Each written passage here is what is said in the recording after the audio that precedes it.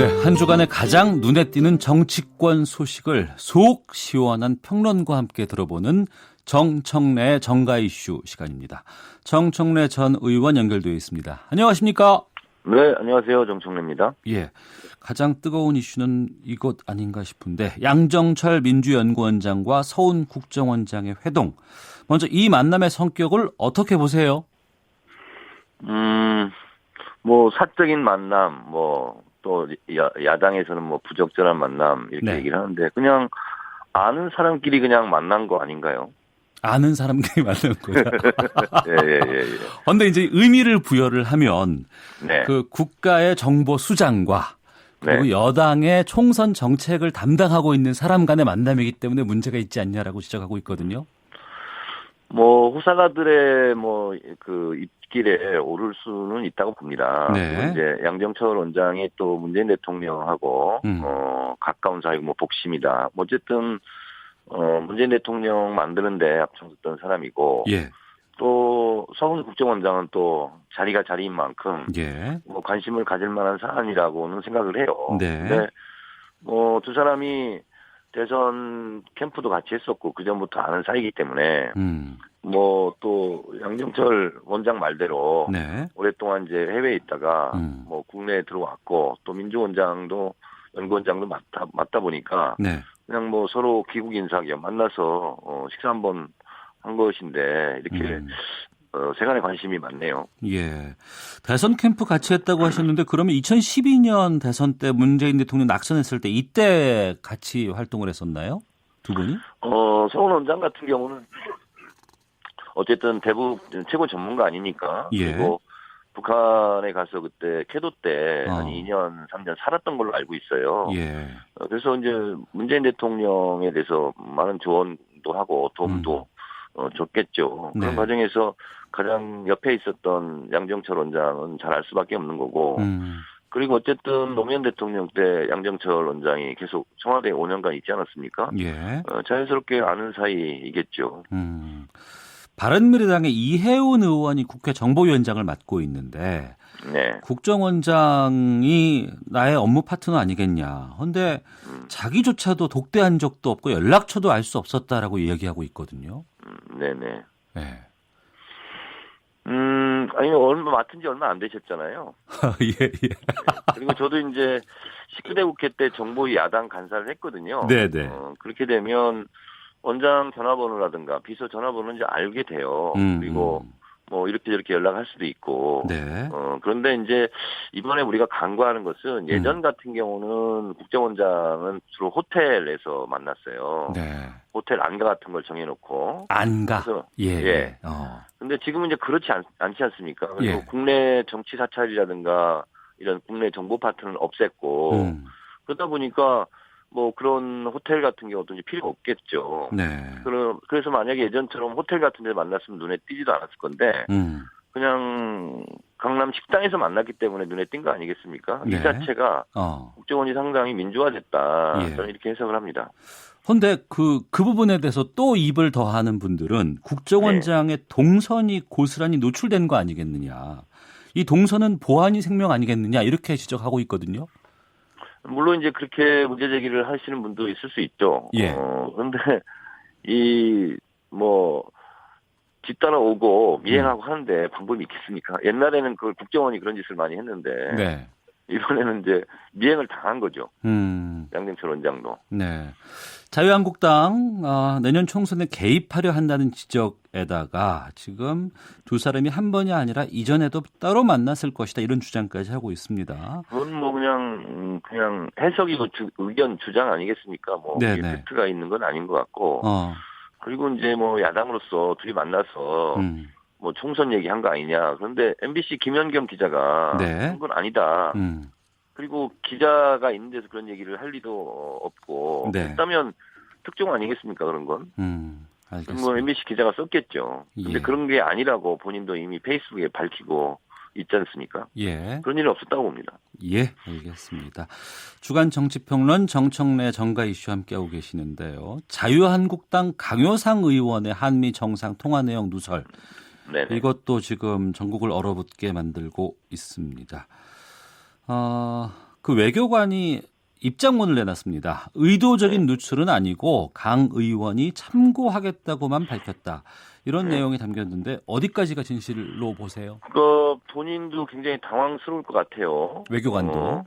그렇습니다. 그러니까 이렇게 공개할 줄은 몰랐다라는 거 아니겠어요? 예. 그리고 그렇게 친한 사이도 또 아니었더구만요. 보니까 30년 만에 처음 뭐 연락했고 식사 한번 했다니 이렇게 밝히고 있는데 예.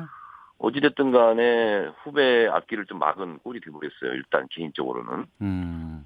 그래서 뭐 어쨌든 이 상급 비밀이라는 것은 분명한 사실이고 예. 이것이 이제 누설이 됐기 때문에 앞으로 뭐 법적인 조치는 있을 것 같습니다. 강효상 의원의 입장은 이렇습니다. 현 정권이 억울한 희생자를 만들려 한다. 정부의 책임으로 돌렸거든요. 입장 차가 두 사람이 너무 크지 않습니까? 근데 이제 이런 거예요. 처음에는 뭐 국어력이다 이렇게 했잖아요. 예. 근데 지금 와서 또 상식이라고 얘기하잖아요. 그러면 상식적인 것을 국어력이라고 얘기하면 안 되는 거잖아요. 예. 그러니까 자체 모순에 빠져버리는 거예요, 이게.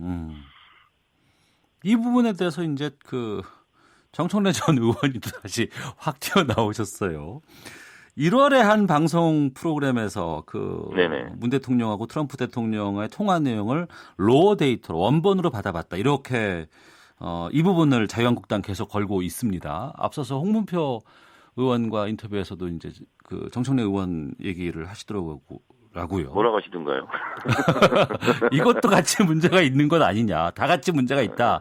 이렇게 얘기하시는데 정청래 의원께서 어떤 입장이신지를 말씀해 주세요. 제가 이제 페이스북에 밝혔듯이 2008년 1월 4일 날 통화가 있었고 그걸 바로 윤영찬 국민소통수석이 브리핑을 했어요. 성문 브리핑. 네. 청와대 홈페이지에 지금도 가면 확인할 수 있어요. 예. 그런데 이제 그 가운데에서 이제 직접 통화한 멘트, 이것은 이제 그 인용부 큰 따옴표로 다 돼 있거든요. 네네. 그러면 그것은 직접 이렇게 말했다는 거 아니겠어요? 인용부 큰 따옴표라는 것은. 네. 그래서 저는 그거를 로우 데이터로 본 거죠. 해석이나 의견 주장이 아니라 트럼프 대통령은 이렇게 얘기했다. 문재인 대통령은 이렇게 얘기했다. 한 거니까 저는 그걸 이제 로우 데이터로 얘기를 한 거죠. 그러니까 내가 은밀하게 받아본 정보가 아니고. 아니 그 오태훈 기자님도 지금 가보면 찾아볼 수 있어요. 그러니까요. 그러니까 가서 보시면 돼요. 알겠습니다. 네. 지금 이 강효상 의원의 누설 파문이라든가 또 양 원장과 서훈 국정원장의 만남까지 여야 공방이 뜨겁습니다. 지금 5월 임시국회 뭐 6월까지도 지금 뭐 6월 국회도 정상화 기미가 보이질 않는데 어찌됐건 간에 국회 정상화는 해야 되지 않을까 싶은데 어떻게 풀어야 된다고 전망하세요? 6월 임시국회는 이제 법정 회기거든요. 그래서 안 열면 사실상 법을 어기는 꼴이 돼버리는 거죠. 네. 그래서 개학을 했는데 학교를 안 가는 학생이 있으면 그럼 출석 처리를 하고 수업은 진행해야 되는 거 아닙니까? 마찬가지로 국회도 열으라고 법정으로 다 돼 있으니까 열고 뭐 자유한국당이 안 나오면 안 나오는 대로 그냥 일은 또 해야 될 것 같습니다. 그런데 또 자유한국당 입장에서는 무언가 좀 이렇게 사과라든가 아니면은 그 1대1 영수회담이라든가 이런 것들을 해줘야 좀 들어올 수 있지 않겠느냐라고 좀 말씀을 하시거든요. 근데 이제 손뼉도 마주쳐야 소리가 나지 않습니까? 근데 얼마 전에 황교안 대표가 뭐 폭정 얘기하고 지옥 같다고 얘기하고 그 만나려고 하는 자세가 좀 저는 아닌 것 같아요. 서로 만나서 대화를 하려면 예를 들면 크리스마스 휴전 같은 것도 있지 않습니까? 4차 세계대전 때. 그런 것처럼 서로 대화를 하려면 대화 국면은 서로 조성을 해야 되죠. 근데 한쪽에서는 막 비판하고 비난하고 하면서 또 만나자고 그러고 그러면 그 대통령도 사람인데 만나고 싶겠어요? 그래서 서로 그건 양쪽에서 한 발씩 양보해서 분위기 조성을 좀 먼저 해야 될 것 같습니다. 많은 분들이 그렇게 말씀은 하시지만 또 이게 국회 정상화가 이루어지지 않고 있기 때문에 누군가는 물꼬를 좀 터야 되겠다는 좀 의지를 먼저 보여주는 것 어느 쪽에 먼저 보여줘야 된다고 보세요? 아니 국회를 뛰쳐나간 사람이 이제 들어와야 되는 거잖아요. 그러니까 본인들이 뛰쳐나갔으면서 다시 들어오려는데 명분을 좀 달라. 명분이라는 게 뭐가 있습니까? 국민들이 국회 정상화를 원하지 않는 국민이 누가 있겠어요. 예. 국민의 뜻을 받들어서 다시 국회에 들어가겠다 하면 그게 가장 큰 명분이죠. 첫 번째는 그런 것 같고 예. 두 번째는 이제 아까도 말씀드렸다시피 양쪽에서 서로 대화 분위기 조성이라는 게 있지 않습니까? 예. 그런 걸 해야 되죠. 근데 나는 욕할 테니 당신은 대화 분위기 조성해라 이렇게 하면 안 되잖아요. 서로 조성해야 되잖아요. 예. 뭐 정치라는 게 뭐 딱히 뭐 다른 게 있습니까? 그것도 지극히 상식적인 거죠. 그야말로 지금은 정치가 필요할 때가 아닌가 싶은데요. 네. 자, 그리고 문재인 대통령이 어제 김외숙 현 법제처장을 대통령 비서실 인사수석 비서관으로 임명을 하고 김현준 현 서울지방국세청장을 국세청장으로 지명하는 차관급 3명 인사를 발표를 했습니다. 네네. 이 차관급 인사 어떻게 보셨는지 궁금하네요. 저는 뭐 앞으로 이분들이 일을 잘하면 잘한 인사일 것이고 네. 또 일을 잘못하면 잘못한 인사 아니겠습니까? 네. 그래서 또 인사는 대통령의 고유 권한이고 그래서 이거에 대해서 글쎄요 왈가왈부할 수 있는 특별한 특징적인 뭐 그런 게 있는 것 같지는 않습니다. 네. 조현옥 인사수석 교체에 대해서 언론에서는 많이 지금 주목하고 있습니다. 네. 이 조현옥 인사수석에 대해서는 좀 책임을 물었다 이런 평가로 이해를 해도 될까요? 어떻게 보십니까? 책임을 물었다기보다는 네. 이제 제가 청와대에 있는 분들 얘기 들어보면 진짜 힘들답니다. 새벽까지 출근하고 뭐 밤늦게 퇴근하다 보니까 실제적으로 체력상 문제도 좀 있는 것 같고 예. 그래서 벌써 2년 됐잖아요. 그렇죠. 그러니까 굉장히 힘든 거죠. 네. 그래서 저는 그냥 시기가 돼서 교체를 했다. 저는 이렇게 보고 싶습니다. 시기가 돼서 교체됐다고는 하셨습니다만 또 네. 인사검증 실패 논란의 당사자로 비판이 많이 제기됐던 조국 민정수석은 계속 유임돼 있지 않습니까?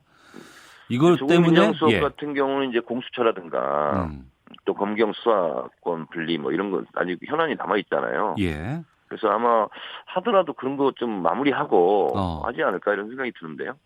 마무리되면 그때 이후에 나올 것 같다. 뭐 하더라도 그렇게 하지 않겠습니까? 인사를 알겠습니다. 하더라도. 자, 여기까지 정리를 하도록 하겠습니다. 주간 정치평론 정청래 정가 이슈 정청래 전 의원과 함께했습니다. 말씀 고맙습니다. 네, 감사합니다.